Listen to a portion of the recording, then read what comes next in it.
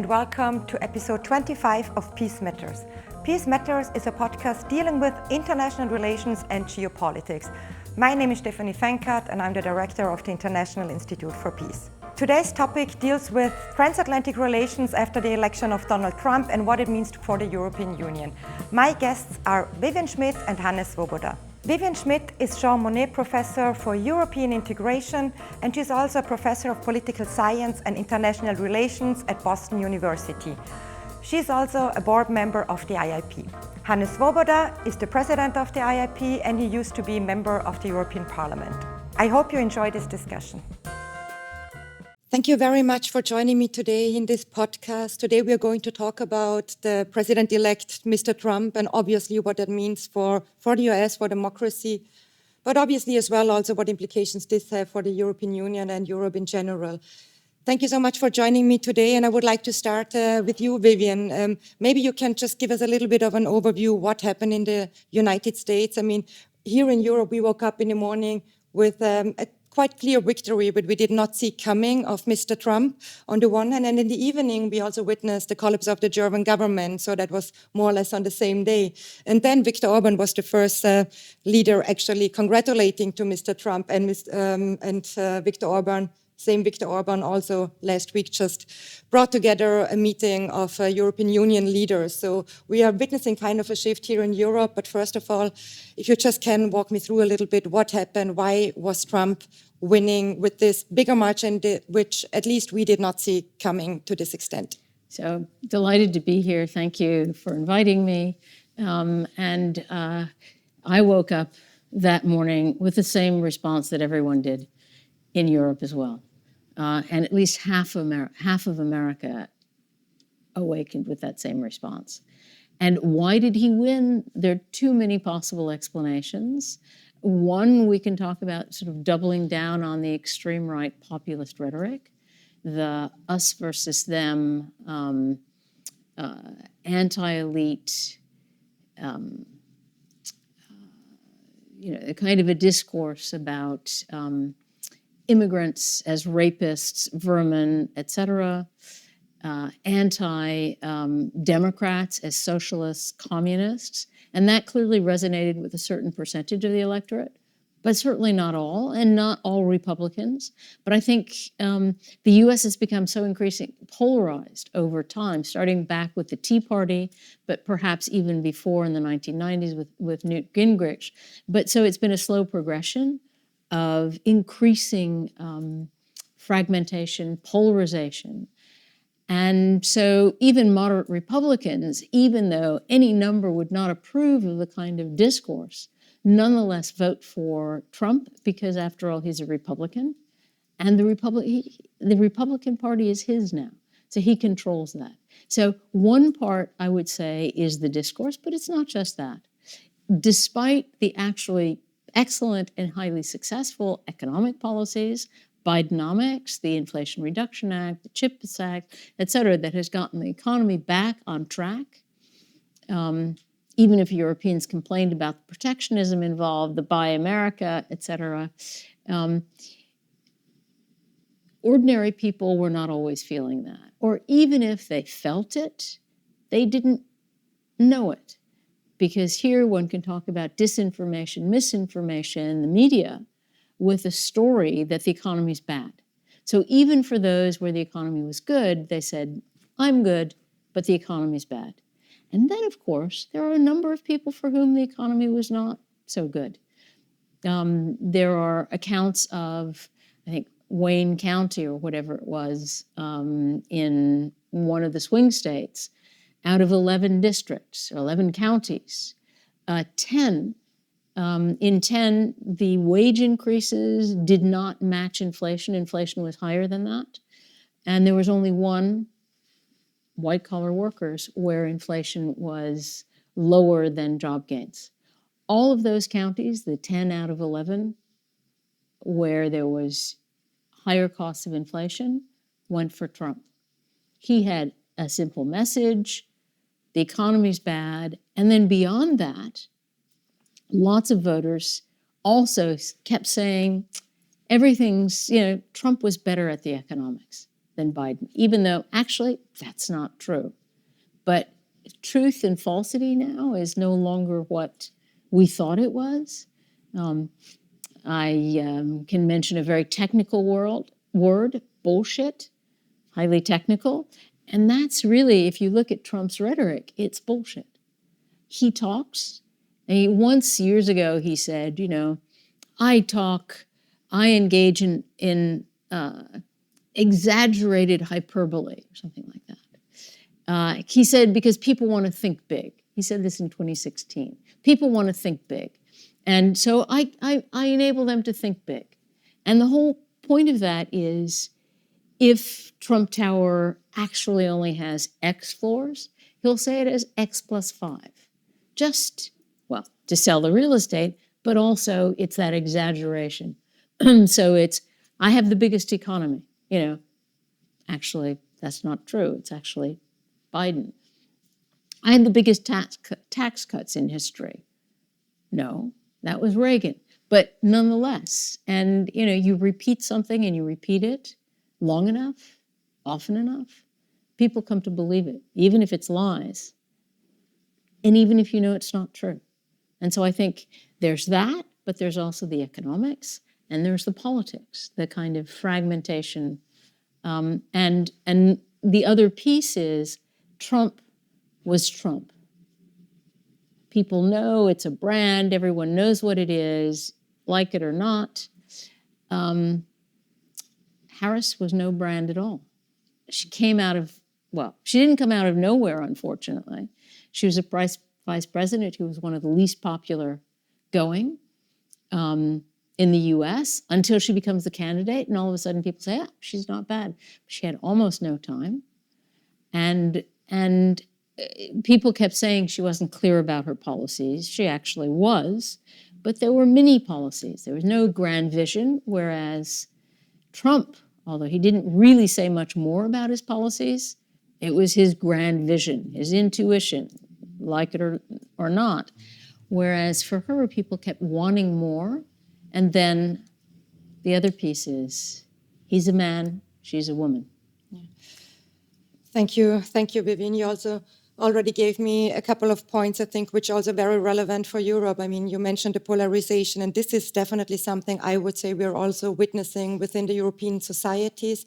We just recently had elections in some small states in Germany, where you could see like a very big polarization, that especially, I would say, parties on the very right wing are winning, but also on the very left wing are winning. And then in general, for Europe, the election of Trump has a very big, I would say, security dimension, because for the European Union, obviously, we know we are still very much dependent on security when it comes to the US. Trump has been challenging this already in his first presidency.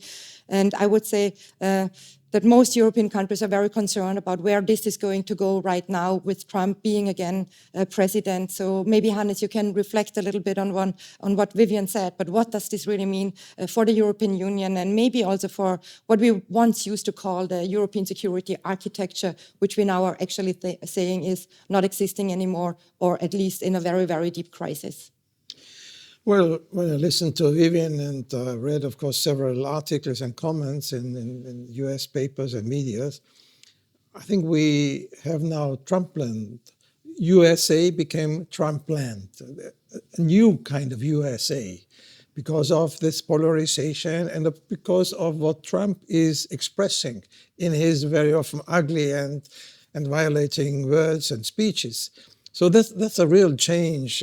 And some people already say Trump is the new normal, and Biden was the exception of a development we see. We don't know yet. Of course, we still hope that it will not be true and some change will come after Trump. And of course, similar developments we can also see in Europe with different elections, here in Austria, but also in different other countries. And if we speak about polarization is a reason for the votes going to the right-wing extreme, but it's also an instrument by the right-wing extreme to polarize. So what normal politicians would have to do to unite, to bring people together, to stop polarization or reduce it, for the right-wing or populist or whoever, is it Trump or whoever it is, it's an instrument to enhance and strengthen polarization, because then they win. And this is the whole speeches, and when we see what Trump said and when we hear it, it's really his purpose to polarize the country and to give, of course, all those who are anyway feel themselves underdogs or disregarded, disrespected. Now, Trump, gives them some respect, because now they can say the words they normally use, perhaps in a derogatory way to the family, perhaps to his wife, and it's very often and very much a man's vote. Give them now the justification. When Trump can say it, I can say it as well. So this is about the societal background, and we should not forget these structural changes we have in our societies. Now, what Trump means for Europe, of course, is in different elements. You mentioned security. Let's deal security first. Of course, Trump, as all the presidents in the past years or decades, are right when he says Europe did not do enough for its security, for its defense. Well, sometimes the US didn't want Europe to do too much because they wanted to create or to maintain the dependence. Trump, in that sense, is quite clever. He says, well, why should I spend so much for military for the outside? By the way, it's interesting that, at least as I've read also some books and articles, Trump is very much supporting the military, but not so much supporting the NATO, because NATO is, in a sense, restricting his room of maneuver. And he is not so much a man of alliances, because he wants to be the number one. And in NATO, of course, he still is number one, but not the only number one in that sense. So yes, he's right. Europe has to spend much more money. But of course, at a time when we need money also for other issues, we will speak perhaps about that, about for enhancing and supporting more industrial development. And of course, even some social issues are still not solved in our continent. So this will be a big divisive issue, not in principle that we have to spend more money on defense, but to the question, where is the money coming from?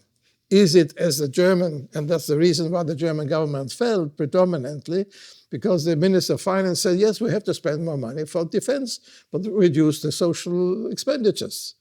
This is not, of course, acceptable for Social Democrats or for many other people. So this will be one of the divisive issues, not so much that we have to spend more on defense. By the way, we spend a lot of defense. We always underline that we spend a lot of defense, but in an uncoordinated way, in a way which is not thinking about a European army on European defense, but different addition of different national defenses. So there will be a lot of discussion, and we'll see how the different political groups and the different countries will react to it. It will give Europe a really headache to think about and to come to a conclusion how the new defense policy for Europe should be organized. Vivien, after what you just heard from Hannes, but I think as far as I'm aware, you also deal a lot with the European Union and transatlantic relationships in general. So maybe from your point of view, I mean, we know that the transatlantic relationship has a very, very long history, and it also goes back to something which we call, these value-based approaches, democracy, etc. But we do see this, that democratic practices are essentially in decline. I mean, especially in the US, but obviously also within European Union countries. How do you assess this relationship? What does it mean for Europe from your point of view that Trump has been elected? I mean, it's a different world right now than it was when he was actually the president for the last time. I mean, we can speak about the global issues maybe a little bit later, but now what would you see, how will the relationship between the US and Europe develop in the next 4 years? So I want to talk polity before I talk policy. And because we've already talked politics, and on polity, the U.S. will no longer be what the U.S. was as a democracy. It's quite certain, I think, I was going to say likely, but it's quite certain that the U.S. is no longer going to be a liberal democracy. They're not going to be the kinds of checks and balances amongst the different powers, because Trump, for the first time since maybe Andrew Jackson, but then the US government was not the US government that it is today, Trump will have all the levers of power, all the branches of government. The Supreme Court is already his with a 6-3 majority that made a decision to give the president immunity for any official acts he or she, but I guess it's he, does, which means even if they're criminal or illegal. So he's already got a trump card, Trump has. But beyond that, he controls the executive. According to Project 2025, which was a report, I think a 300-plus page report issued by the Heritage Foundation, how a Trump administration can get going from day one, it's you decapitate the civil service. And that means not just the top 4,000, but maybe the top 40,000 impartial, nonpartisan civil servants will go from one day to the next, from tenured civil servants to at-will political appointees. That means that he will be appointing, he will get rid of the adults in the room, i.e. the people, the deep state that he railed against in his first 4 years. Get rid of the deep state, and you will end up more likely with loyalists and incompetents, and maybe also corrupt people at the head of the various agencies, et cetera. This is bad for American democracy, but also for American capacity, competence. And that says something about what happens to the rest of the world when the US is no longer there. But beyond the executive, he will control the Congress. I think they haven't decided on the House as yet, but it looks like it's going to be the House, but even if it isn't, he'll have the Senate. And he's just asked the Senate not to hold hearings on his appointees, which means not vetting them. This is because he's going to be appointing people who are felons, Steve Bannon, former General Flynn, a whole range of people who would normally not be appointed. So here we've got questions about not just competence, but extreme politicization. Bannon is known for his anti-globalization stance, et cetera. So executive, legislature, and the judiciary is not just the Supreme Court, but it's also weaponizing the judiciary against his opponents, which is very serious, against journalists, Hillary Clinton, Joe Biden, and one can go on. The people who actually were in his first administration as well.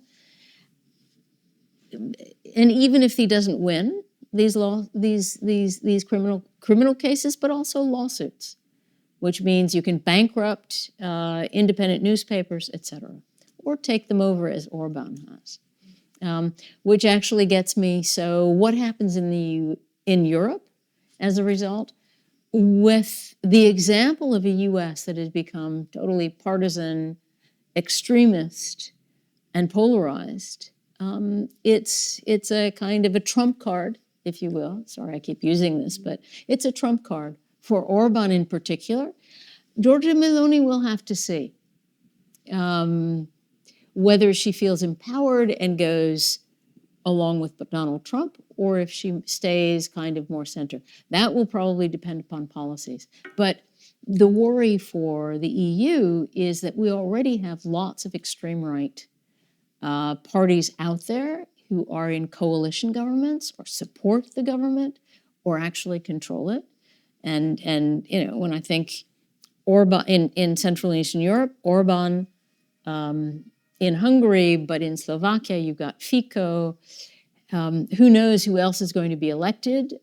Poland, Tusk is there, but for how long? Given that Kaczynski, this is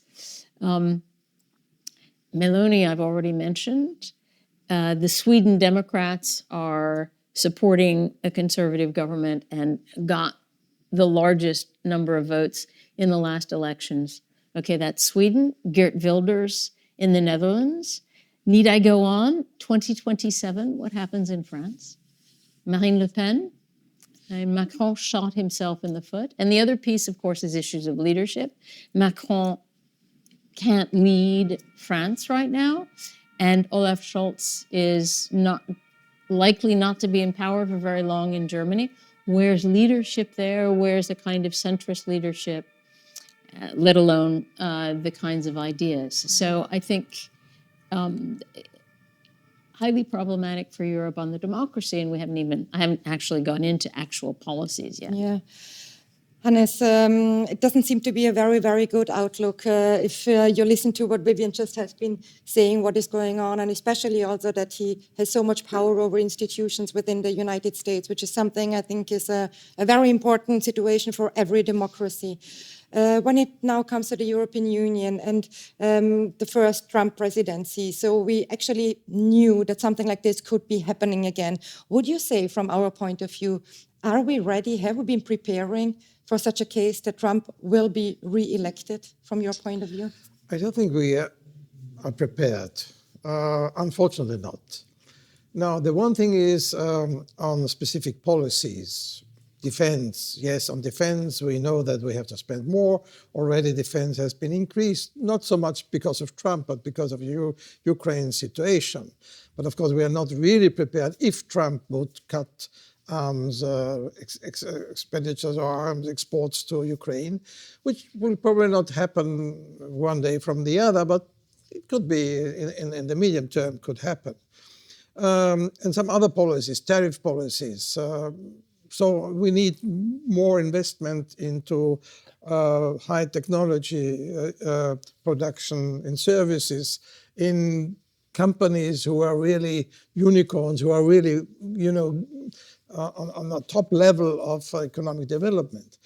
But I think the biggest danger is the American example. Not so much their policies, of course they are dangerous and they are a challenge for Europe, but to follow the American example, the Trump example, how to win an election and how to transform a democratic system into, you don't like the expression, but it's the expression of Mr. Orbán, the liberal democracy or liberal system, because it's no longer a democracy in the truest sense. I think this is the biggest fear I have, that these people say, look, we are still too timid, we are still too soft, we don't use the words on our opponents like Trump did on Kamala Harris. We have to be stronger. To get a real majority, an absolute majority, we have to be more outspoken in a negative, ugly way. Then we will win even more. Not only a third of the votes like in Austria, but maybe 45 or maybe even more than 50%. And of course, it's not only about winning an election, but it's winning the election in order to change the basic structures of a country. That was Orbán did with the election vote regulation, election law, in order to prevent that the next time there could be a change into the majority, another majority. So I think this is the basic, and also what the AfD has been proposing. Of course, it's an anti-European policy, maybe not even anti-European in the sense that if they get more votes also and more influence on European policies, they will also change European policies and the European attitude towards freedom, freedom of speech, human rights, foreign policy, and so on.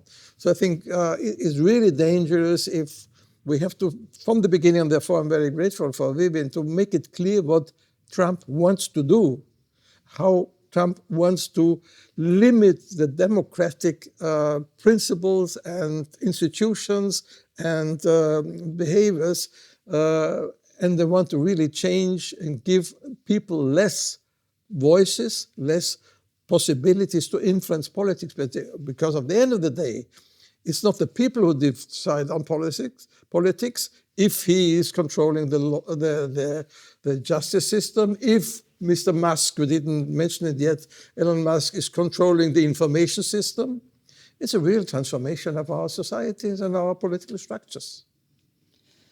Yes, Hannes, thank you. Vivien, maybe you said we didn't speak so much about policies. I would still like to speak a little bit about foreign policies. What is going to be the US foreign policy? Because we remember the United States in the past, like having this notion of being a very interventionist power. And we see that this now might be becoming more isolationist. I mean, we do have, on the other hand, still a couple of multilateral institutions, although they are also very much under threat.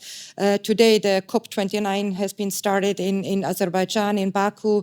So climate is going to be an issue which is of concern of every nation, but we see that we do not really get into somehow in transforming. Actually, I would say the whole system, but mostly you can witness more a scramble for resources there. So are we going to expect a decline in multilateralism, multilateral institutions again from Trump? We remember after his first presidency that he actually got out of the Paris Agreement quite quickly. And now I don't really see that he's actually saying a lot about international institutions in general. So what can we expect from American policies in this situation? Trump doesn't believe in international institutions. His close advisors are anti-globalization. Certainly if Steve Bannon is back, anti-globalization. The tariffs are meant to, this is all about protecting America. So yes, isolationism, go back to the 1930s, the Smoot-Hawley tariffs that ended up unraveling global trade. Let's hope we don't get that far.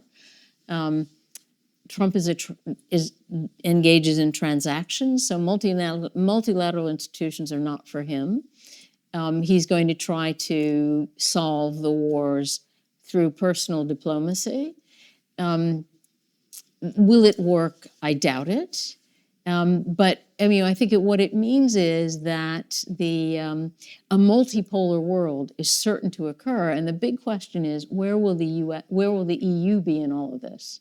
Especially between the US, Russia, China, India.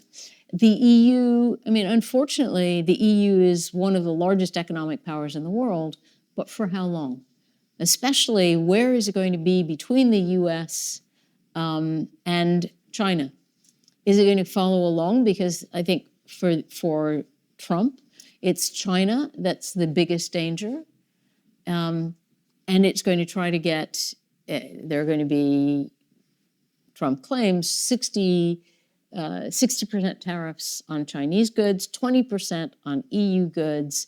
EU exports to China, EU imports from China, EU exports to the US, and imports, where is that going to be? Not clear. But where is the EU in all of this? And I've been also working a lot on issues of the fiscal rules, sovereign debt.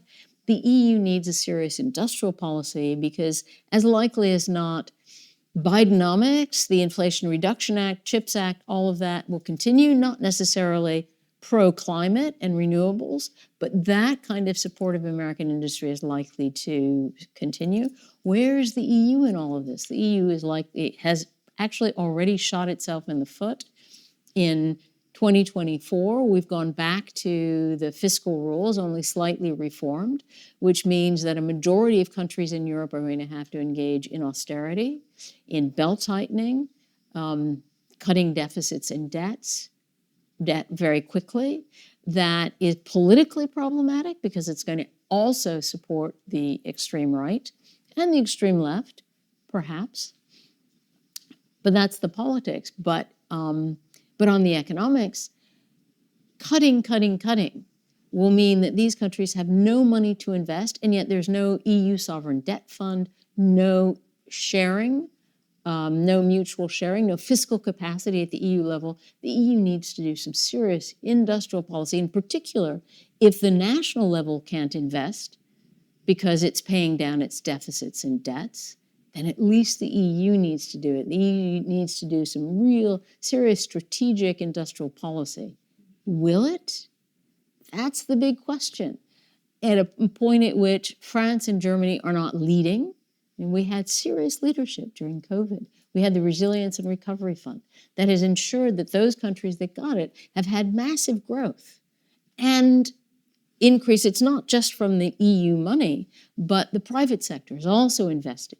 It means that the EU has managed to stimulate, but we've now said, okay, enough, that ends in 2026. What will there be beyond that?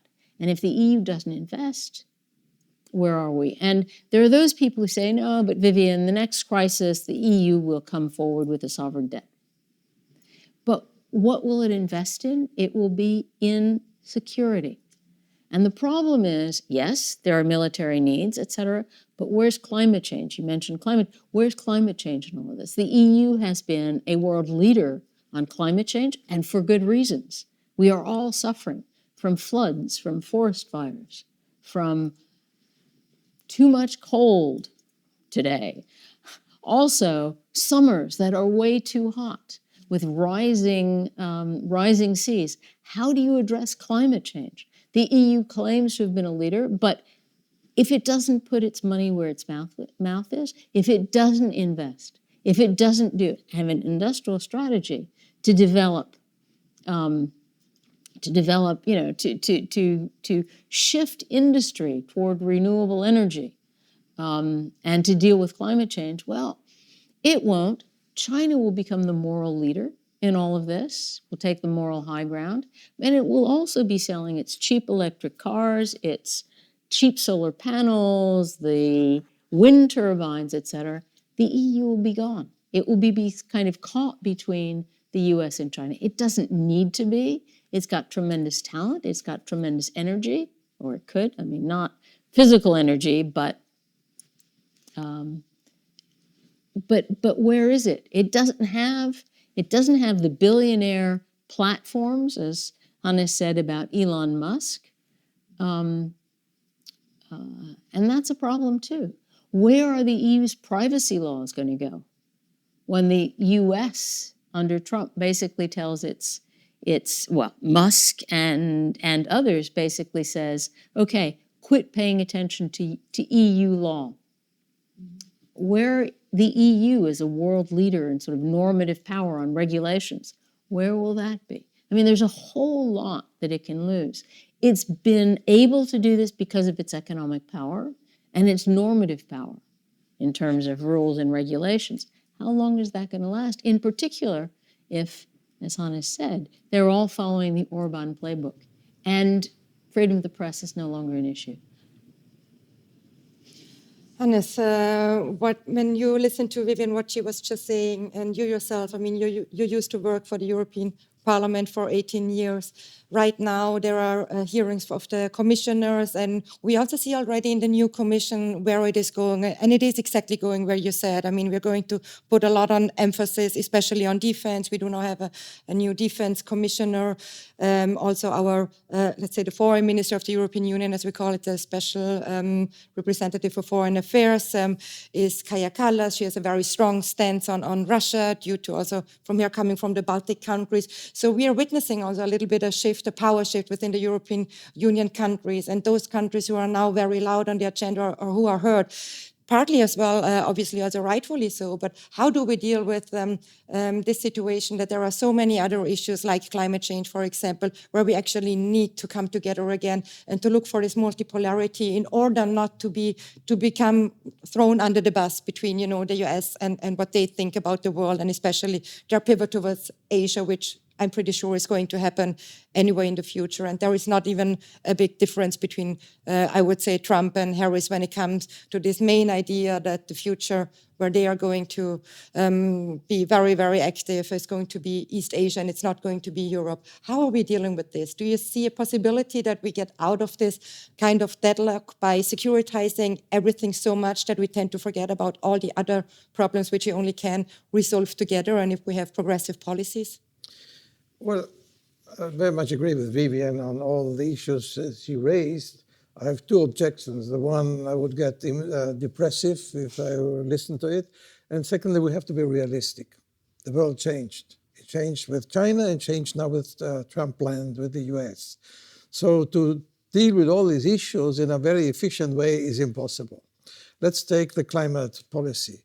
If Europe goes only the way and China goes some ways, but still building coal factories, so it's not so a moral leader, I would say, our citizens would say, why should we do it?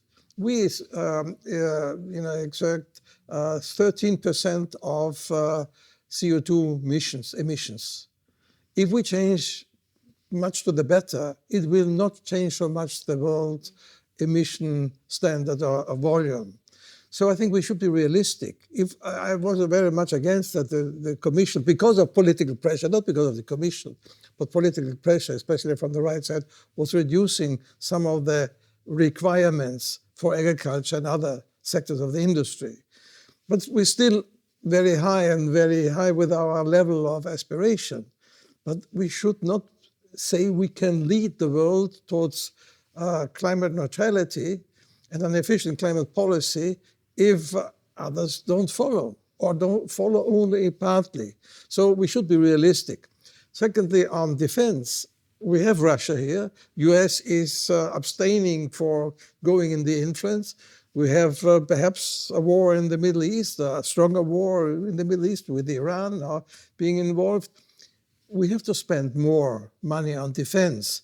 We should do it more efficiently. We should do it with a common defense policy, not with a divided policy where we spend too much money. But anyway, for some time, it will be necessary to go in that direction. On industrial policy, I fully agree. I think this should be one priority. It's a mixture of expenditure, but also on incentives for some investors, especially investors in high technology. Now, what we have in Europe very often is the conservatives say, no, expenditure is not necessary, give tax breaks and whatever to the investors, and everything will go well. And the others say, well, we need investment to go, for example, in the infrastructure, because infrastructure will not be built by some private investors, but has to be built, especially in Europe, by the public. So we need both. We need more investment, I fully agree, but we need also more incentives for younger generation not to go to the US or not to invent things here, invest here, and then sell it to the US, which is very often the case. One element I want to fully underline what Vivien said is I can agree because we have had some problems in the past with national overspending and with high debts. So I can agree that there should be some rules on the national level in order not to go into high debt. But we have to add a European investment fund, sovereign fund, whatever it's called, a real European fund who is investing into European projects, not only in some national project, a bridge there, or a highway there, whatever, a school there, but into real European projects. We have the Draghi report, we have the letter report, but especially in the Draghi report, there are many good elements in it, including, for example, excellent universities. We don't have that on the European level in the sense comparable to what is happening in China, what is happening in the US. If you look to what the Shanghai University is publicizing every year about the excellence of universities, we are very on the low rank. So we need to do more into innovation. It's not only the number or the percentage of budget spent, but it's also where it is going. And of course, we need more education also for ordinary citizens. We are a migrant continent. Many people come from other countries with another language skills or no language skills. We have to invest much more into education in order to bring up a new generation who is interested in investing and in building up a new economy. So I think, yes, we have to have more expenditures and some elements, more incentives also for some activities. And we have to combine national restrictions if we have on that building up with a strong European fund, which is really modernizing European industry and makes it competitive to the US. That is absolutely important. Thank you, Hannes. I think there are a lot of very good suggestions and for political leaderships to follow and maybe also for the European Union actually to think about in general, to engage in this exercise of how we can follow the Draghi report and how we can actually be a little bit more competitive. And I do think that especially the point on education is very crucial in this context. We're already coming to the end of our podcast, but since it's called Peace Matters, I would still be very much interested in what you think about Trump being now president of the United States. What what does this mean for peace? We know that he said during his campaigns, I will end the war against Ukraine within the first 24 hours. I will end the war in the Middle East, and I do not want to engage in future wars. So this is what Trump has been saying. So what is your take on that one? Some of it may be true. I think Trump doesn't want wars, not for the US at least. But of course, some elements could lead to more war. If he would withdraw, for example, military support for Ukraine, it means more war because Russia would expand. If it will mean that he is fully supporting Netanyahu, it may lead to a war which, without direct US participation, but it may be an incentive for Netanyahu to bomb Iran. And the same may be true for Taiwan. So I think we have to differentiate. I think it's Trump's idea to rule the world more or less without wars, but with military strengths, and then nobody will attack the US, and the rest has to be done by a stronger defense in Europe, by stronger defense by Taiwan, by strong defense by Netanyahu. So I would say it's a mixed estimation I have of what would happen, not direct US involvement and intervention as it was in the past, but maybe incentives for some of the local and regional players to continue or start even new wars. Vivien, what would you say? Peace matters. What does the Trump elect mean for peace in the world? I completely agree with Hannes. We don't know, actually. We can only hope that this really means that there won't be wars, but he will be focused on the US first.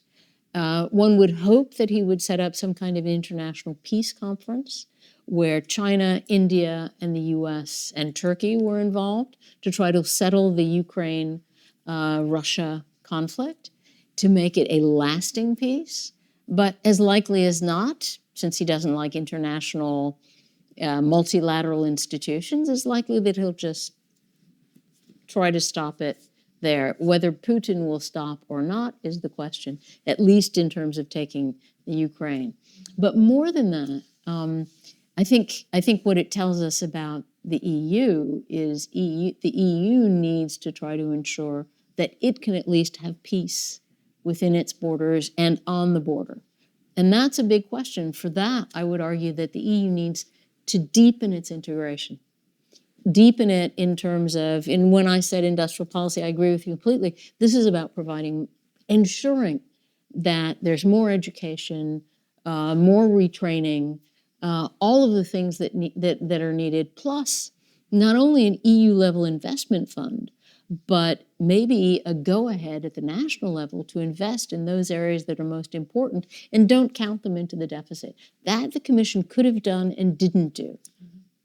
You know, that which is good for future generations. So there's a lot of that needs to be done, but it also needs to be done not simply to make the EU a power or to continue to exist in a great power world, but also for peace within Europe, to try to reduce the attractiveness of the extremes, in particular on the right, but also on the left, by actually doing something for people. But that means healthy economies. That means education, training, of course, but also good jobs.